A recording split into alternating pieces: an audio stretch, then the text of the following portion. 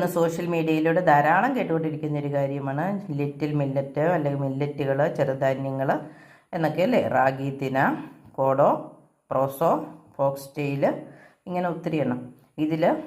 ഇത് ചാമയാണ്. ചാമ ഒരു പോസിറ്റീവ് മില്ലറ്റാണ്.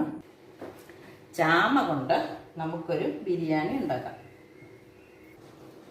കാടമുട്ടയും ചാമയും ചേർത്തുണ്ടാക്കിയ ബിരിയാണി. ഇതിൻ്റെ വിശേഷങ്ങൾ അല്ലെങ്കിൽ ഇതുണ്ടാക്കിയതിൻ്റെ ഫുൾ വീഡിയോ ഞാൻ യൂട്യൂബിൽ അപ്ലോഡ് ചെയ്തിട്ടുണ്ട്.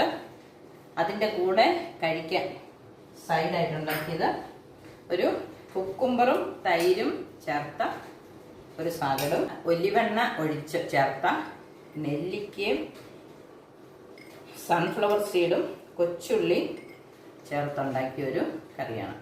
ചാമയും മുട്ടയും ബിരിയാണി, നെല്ലിക്ക സാലഡ്, കൂട്ടത്തിൽ തൈര് ചേർത്ത കുക്കുംബർ സാലഡ്.